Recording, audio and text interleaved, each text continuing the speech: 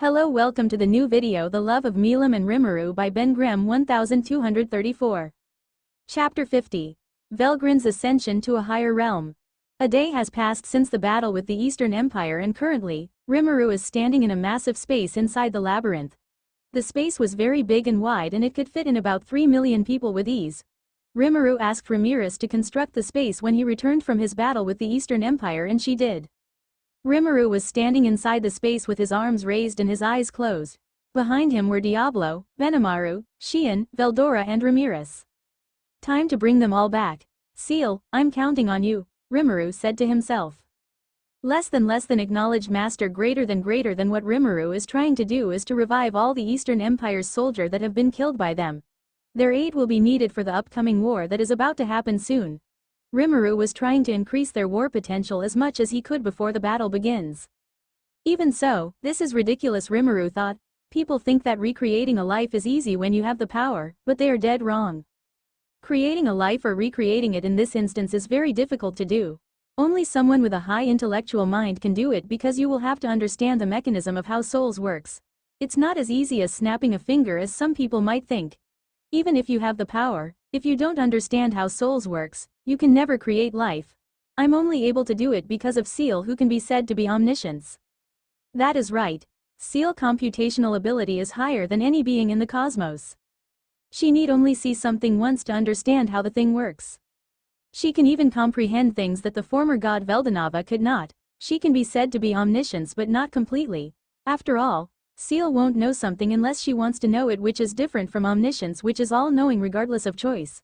Though, with Seal being able to see and comprehend all the timelines in existence including the future, makes her close to omniscience. The fact that she is part of Rimuru's soul means that Rimuru get every benefits from her.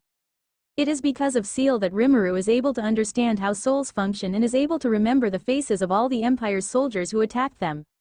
Seal, with her cosmic awareness, was observing everything that happened during the battle and she was able to remember the faces of all 2,100,000 soldiers of the Empire. This is thanks to her high computational ability that is close to omniscience. Thanks to Seal, Rimuru is confident that he could recreate all the soldiers that have perished. It doesn't need to be mentioned, but this would require a massive amount of magicules to perform. Rimuru is only able to do it because his power is endless and infinite thanks to him being a true deity. After some time, Rimuru's hand glowed and immediately, multiple shining orbs appeared inside the space. On closer look, the orbs were emitting a certain amount of power, which proves that those orbs were souls. Not long after those orbs appeared, dust began to gather around each orbs and the dust began to take the shape of people. After about a minute, the dust have all changed and transformed into humans and the souls merged with them. Each person that was formed from the dust were wearing the Eastern Empire's war outfit, which shows that these people were the former soldiers of the Eastern Empire who died in the battlefield. Rimuru brought down his hand and suppressed his magic power that was gushing out. He has just successfully recreated all the soldiers of the Eastern Empire who were killed by them with new souls. Before long, the soldiers began to wake up and each of them were having a confused look. Where are we? What happened? I could have sworn I died. Is this the afterlife or something? I can still feel pain, which means that this is not a dream. How are we still alive? And so, the confused soldiers kept on asking questions on how they are still alive. Rimuru released a little bit of his aura, which brought the attention of all the soldiers to him. I'm sure all of you are wondering how you all are still alive and who I am. The room became quiet with all the Eastern Empire's soldiers paying their utmost attention to Rimuru to hear what he has to say about their situation. I am Demon Lord Rimuru Tempest, Rimuru began. As you all know, you all were killed by me and my subordinates in our war and you all want to know the outcome of the war. The outcome is simple. I won the battle with your emperor. On why you are still alive, it is because I recreated you all out of my mercy. What did he say? He recreated us all. My God, isn't that God's ability? And we wanted to fight a being who could do this casually? Our defeat was just inevitable since this being was our opponent. And the noise continued. The soldiers couldn't easily swallow being told that they died and got recreated. Silence, all of you. Lord Rimuru is still speaking, Xian shouted while releasing her aura to intimidate the soldiers. The room became quiet again after the soldiers felt Xian's aura. Some of the soldiers were even trembling. The soldiers who were trembling were the ones who were killed by Xian. Thank you, Xian. Xian beamed after receiving Rimuru's praise. Back to what I was saying, I recreated you all in order to have a peace talk with your country. One soldier raised his hand. May I be allowed to speak? Rimuru looked at the soldier. You are single-digit Kondo, right? Speak your mind? Thank you. What I want to ask is, how are we going to talk about peace when our emperor is dead? Kondo asked. A valid question, but you needn't worry. I have released Velgren to go and retrieve fragments of Rudra's soul that has been scattered all over the world. She will be returning soon after she is done. We will begin our peace talk as soon as she returns with your emperor. The soldiers all felt relieved from hearing what Rimuru just said about their emperor. Rimuru himself was remembering his conversation with Velgren just before he entered the Empire's main airship yesterday. Flashback: Rimuru, after swallowing Velgren and isolating her inside his imaginary space, came into his imaginary space to see Velgren. When Velgren saw him, she immediately tried to attack him, but her powers wouldn't work for some reason. Sorry to burst your bubble, but your powers won't work inside here unless I permit it to, Rimuru told her. Velgren looked at Rimuru with pure hate. I will never submit to you. No matter what you do to me, I won't give in to you. Rimuru sighed and clicked his fingers. The empty space changed and a massive landscape that stretched out to infinity appeared. The landscape was covered in beautiful green leaves and flowers, and a little stream was flowing at a distance mountain. The space lit up and became bright, and the light illuminated everything in the space. The light was not generated by something, but rather, the infinite space itself became very bright.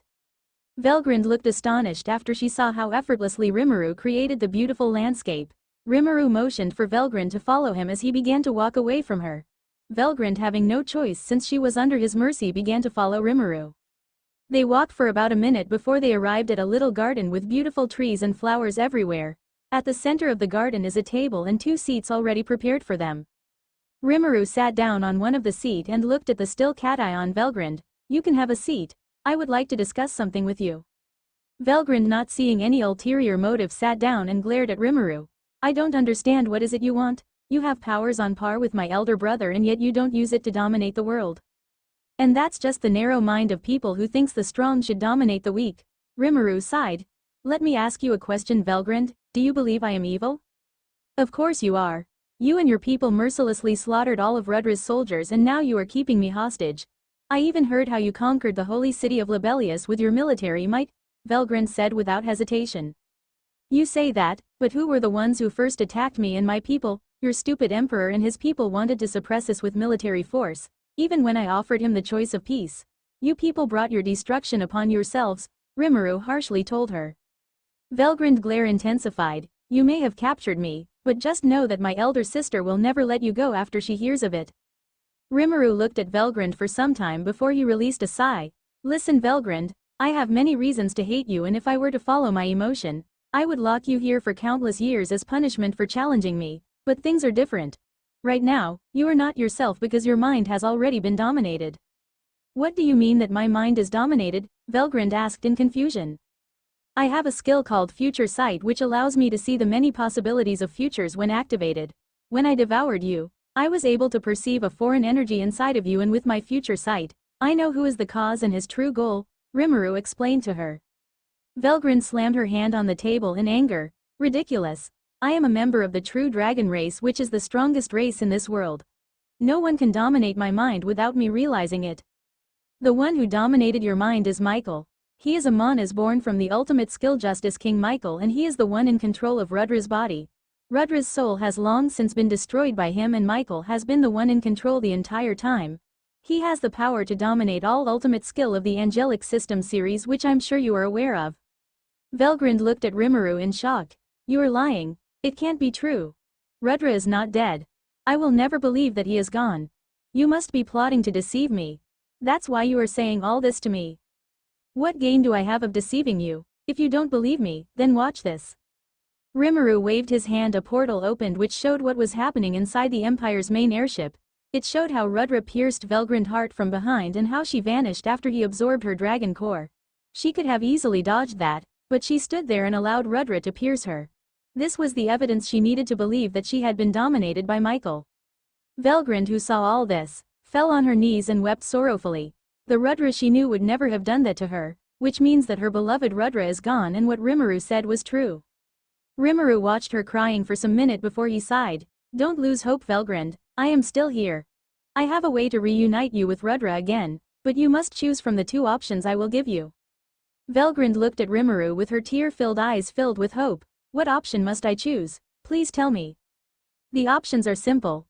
First option is for me to recreate Rudra for you based on your memory of him, but since it is based on your memory, he might not necessarily be the same as the Rudra you once knew, Rimuru explained to her.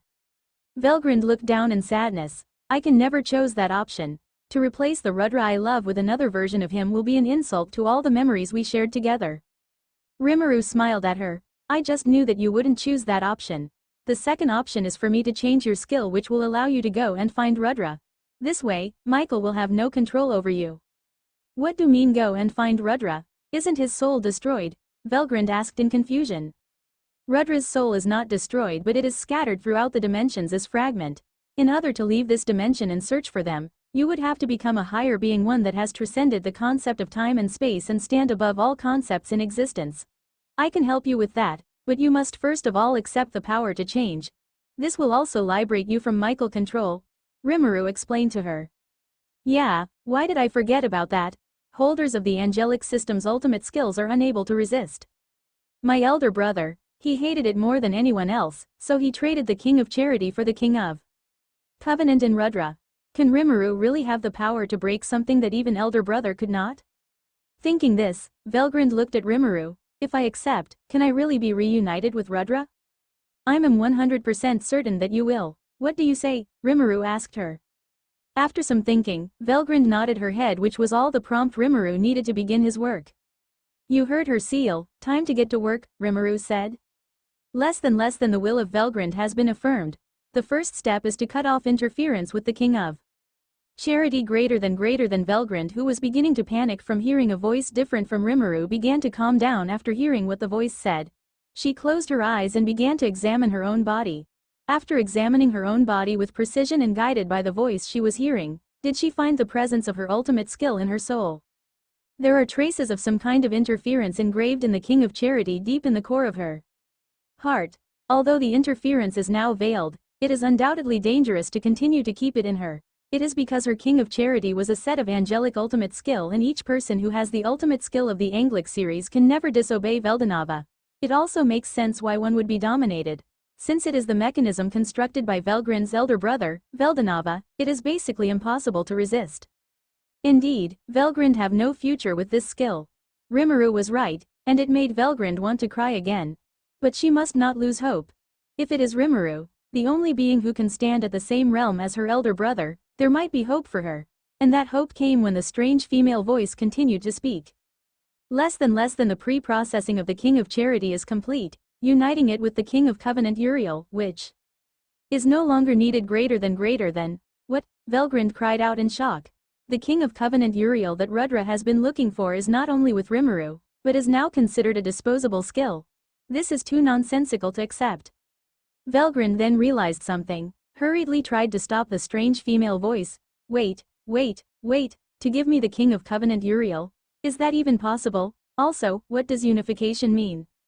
Less than if the ability remains as it is, it will be ruled by the King of Justice. In that case, just change the ability. I found a domination loop in the King of Covenant, so I used it to create new abilities for you while also discarding it. Greater than. The answer was overblown. It's really an answer that people everywhere will spit before taking in. Velgrind looked at the core of her ultimate skill. King of Charity Regule, if you do this, will I be able to find Rudra's soul across dimensions? Less than it is possible. It is certain. Greater than, then do it. Anything to bring back my Rudra to me. Less than Velgrind's will has long since been confirmed and no second commitment is required. Now the ability to change will now begin. Greater than. Seal had no intention of withdrawing at first. The moment Seal unleashed the ability to change, an otherwise impossible force fluctuated through Velgrind's body. Then a power greater than anything Velgrind has felt before gently wrapped her whole body.